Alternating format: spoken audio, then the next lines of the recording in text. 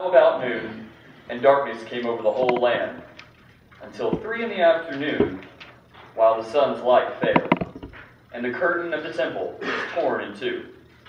Then Jesus, crying with a loud voice, said, "Father, into your hands I commend my spirit." Having said this, he breathed his last. When the centurion saw what had taken place, he praised God and said, "Certainly this man was innocent." And when all the crowds who had gathered there for this spectacle saw what had taken place, they returned home, beating their breasts. But all his acquaintances, including the women who had followed him from Galilee, stood at a distance, watching these things. A couple years ago, I had the opportunity to go to Spain. I went on a Perkins immersion course. I think I might have mentioned it in here before, where I got the opportunity to go to Spain and learn about kind of Christian culture and the Christian way in Spain and get to see it in a whole new environment, and it was very uplifting and very empowering. And one of the things that our professor had us do when we visited the town of Sevilla, gorgeous town, if you ever have the opportunity to go, by all means you should. They have something on the streets of Sevilla, and when I mean on the streets, I mean literally on the streets. You walk down the sidewalk and it's on the side of these buildings. It's something called the Via Crucis, and the Via Crucis stands for the Way of the Cross.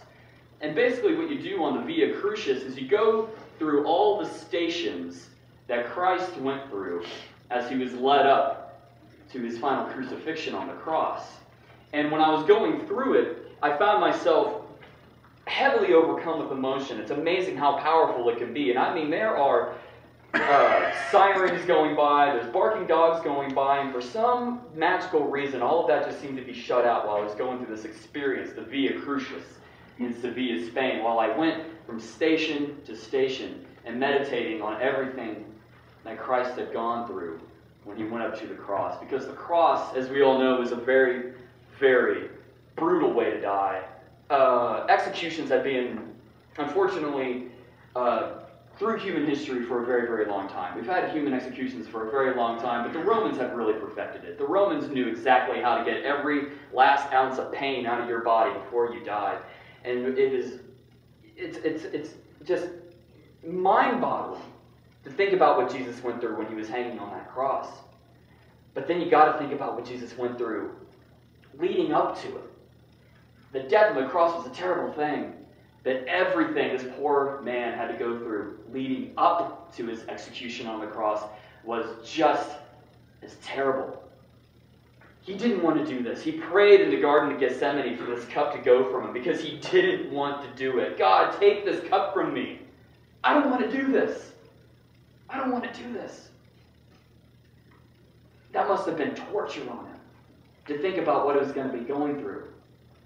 And then he's arrested. And then he's betrayed. And then he's whipped and flogged. He's put on trial. He's chastised by the crowds. The crowds reject him. His best friend betrays him. He has to carry the cross all the way up the hill to Calvary. All of this before he finally is nailed on the cross. And he breathes his last. So many stations that Christ had to go through. And it gets me thinking. I think many of us have some stations in our lives that we go through. Maybe we get betrayed. Maybe we feel like we're on trial. Maybe we feel like sometimes we have to hold the world of weight on our back while we carry a cross up to Calvary. And these are trying times, desperate times. And you might think that you're abandoned. You're not abandoned. Because there's this man named Jesus Christ who says, I know exactly what you're going through. I know exactly what you're going through. Because I went through it. So when we go through these stations of our lives, these terrible stations, our own ways, so to speak, our own Via Crucis,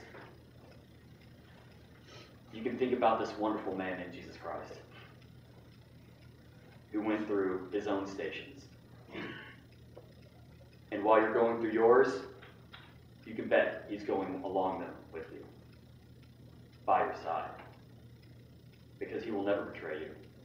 never turn on you, never reject you, and he will carry everything alongside with you. That is the power and the love of this mighty man who died for us on the cross. Amen.